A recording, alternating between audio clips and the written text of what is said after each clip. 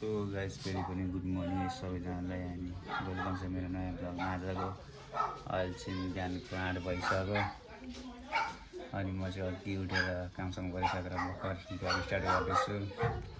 आज म के गर्छु तपाईँहरूलाई मेरो आजको नयाँ ब्लगमा देखाउँछु। हेर्नु है त।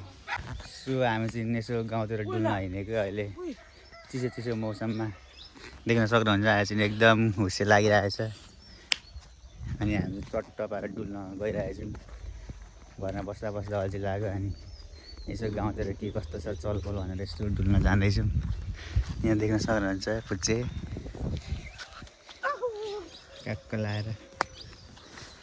सो साथीहरू अहिले चाहिँ हामी गाउँतिर यसो फेरि डुल्न जान आँटेको। अघि चाहिँ 2 जना मात्रै थियौँ भने अहिले चाहिँ केटाहरू भेला भइसक्यो अनि चट्ट लाएर यहाँ 4 जना छौँ, यहाँनिर 1 जना छ अनि हाम्रो गाउँ चाहिँ ठुलो छ। सो हामी यताको गाउँ फेरि जान आँटेको अनि देख्न सक्नुहुन्छ यस्तो छ भ्यू चाहिँ गाउँको ट्याक्क लाएर। हाम्रो बसन्ती छ यहाँ 3टा बसन्ती 4टा। अहिले चाहिँ हामी साइकल चढिसक्यौँ गाइस, देख्न सक्नुहुन्छ पछाडि केटाहरू जाडोमा जिउ तातो बनाउनको लागि साइकल पेल्दैछन्। अहिले चाहिँ जस्ट हामी हिँडिसक्यौँ ट्याक्क लाएर। यता छ मेरो साइकलको ड्राइभर।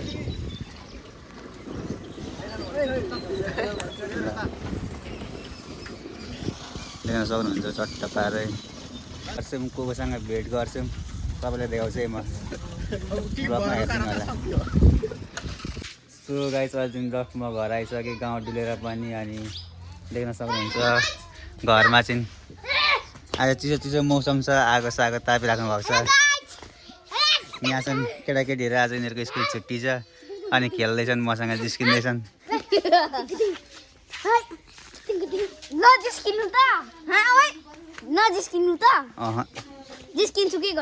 यहाँ जाडो लागेर आगो ताप्दै हुनुहुन्छ। सो देख्न सक्नुहुन्छ।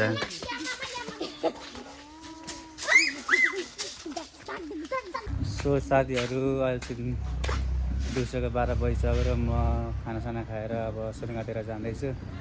किन जाँदैछु भन्दाखेरि चाहिँ आज पनि पैसा निकाल्नु पर्ने भयो, त्यो भएर म जाँदैछु ट्याक्क लाएर। यहाँ पकाइदिए त चक्कमा हेल्मेट सेलमेट लाउँछु अनि रोस्टले तान्दैछ म। यसलाई त उल्टो भयो चुप लाग्नु छोड्दैन। सो गाइस हामी फेरि पनि सुरुङ आइसक्यौँ। किन आयौँ भन्दाखेरि चाहिँ आज पनि पैसा लग्नु पर्ने काम थियो। सो त्यो हामी सुरुङ आइसक्यौँ।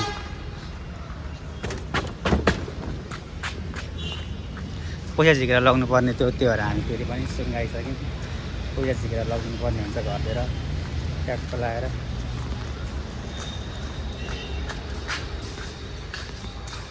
सो अहिले चाहिँ हामीले पैसा निकालिसक्यौँ अनि अहिले चाहिँ हामी डिपार्टमेन्टतिर जाँदैछौँ। एउटा डिपार्टमेन्ट आज पनि काम छ अनि त्यो डिपार्टमेन्टबाट पैसा लिइसकेर हामी त्यहाँ चाहिँ सामान लिइसकेर घरतिर जान्छौँ। सो डिपार्टमेन्टमा भेट्यौँ है त। सो गाइस हामी चाहिँ डिपार्टमेन्टमा आइसक्यौँ। मार्टमा देख्न सक्नुहुन्छ हामी के किन्छौँ। अब यहाँ चाहिने जाति सामानहरू देखिँदैछ, हामी किन्न गइरहेछौँ टक्क लगाएर। के सामान चाहिन्छ यो सुर्गाको गोर्खा डिपार्टमेन्ट तपाईँहरू पनि आउन सक्नुहुन्छ।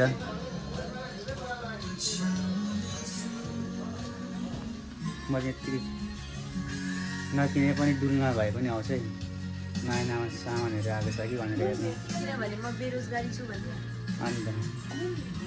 अन्त अरे ट्याट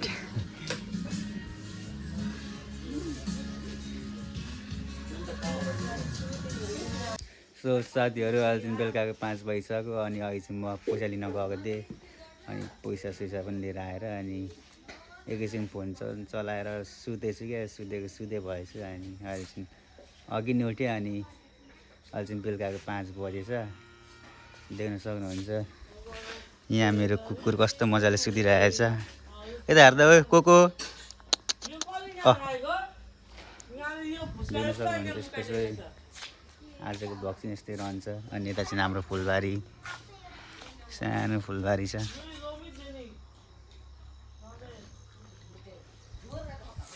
यस्तै छ आजको ब्लग चाहिँ हेरेर मन पराइदिनु होला सबैजनाले।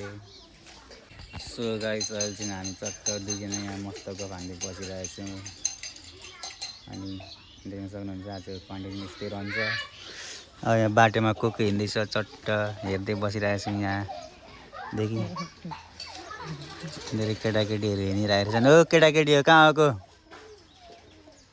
के बोल्दैन त तिमीहरू कहाँ गएको कहाँ गएको कहाँ अरे तिमीहरूले त्यता बाटोतिर हिँड्ने गर न भूतले लिएर जान्छ अन्त भाउछौ। सो गाइस आज चाहिँ मेरो घरमा एकदम खतरा चिज बनिरहेको छ। के चिज भन्दाखेरि आज चाहिँ दिदीले केक बनाउनु भएको छ। तपाईँहरूलाई म देखाउँछु चट्ट लगाएर हेरिदिनु होला है त।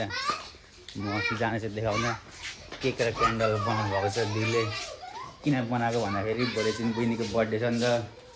सो अनि आज चाहिँ बनाउनु भएको छ क्या फ्रिजमा राख्नु भएको। तपाईँहरूलाई देखाउँछु म खतरा लाग्यो क्या मलाई त्यो चाहिँ। यहाँ देख्न सक्नुहुन्छ मुनिको केक अनि यो चाहिँ क्यान्डल हो रको क्यान्डल थियो नि त अनि नयाँ फेरि बनाएको क्या भोलिको लागि बर्थडे सेलिब्रेट गर्ने। अनि यो चाहिँ केक कस्तो दामी छ। अनि म चाहिँ भोलिको दिन इन्तजार गरेर बसिरहेको छु किनभने भोलि केक खान पाइन्छ नि त। सो त्यही भएर म भोलिको वेटमा बसिरहेको छु देख्न सक्नुहुन्छ। सो साथीहरू अहिले चाहिँ धेरै अँध्यारो भइसक्यो र म जाँदैछु हाम्रो चर्चको बत्ती बाल्न। यहाँ चाहिँ हाम्रो चर्च छ त्यहाँ चाहिँ हामी जहिले जहिले बाहिरको बत्ती बालिदिन्छौँ नि त। सो त्यही भएर म बत्ती बाल्न गइरहेको छु टक्क लगाएर देख्न सक्नुहुन्छ। त्यहीँ हिँड्दैछु म चाहिँ। आजको मौसम पनि चिसो चिसो छ।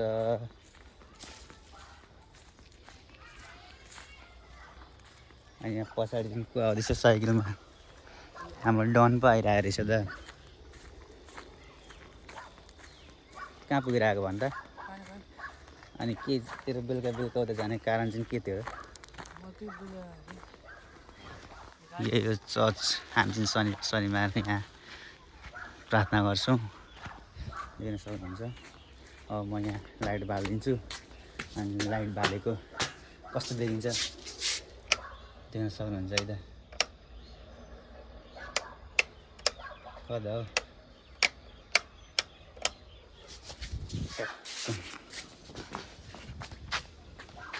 यस्तो छ लाइट बाल्दा चाहिँ यस्तो देखिन्छ। अनि यदि भने मेरो आजको भ्लगलाई म यति गर्न चाहन्छु।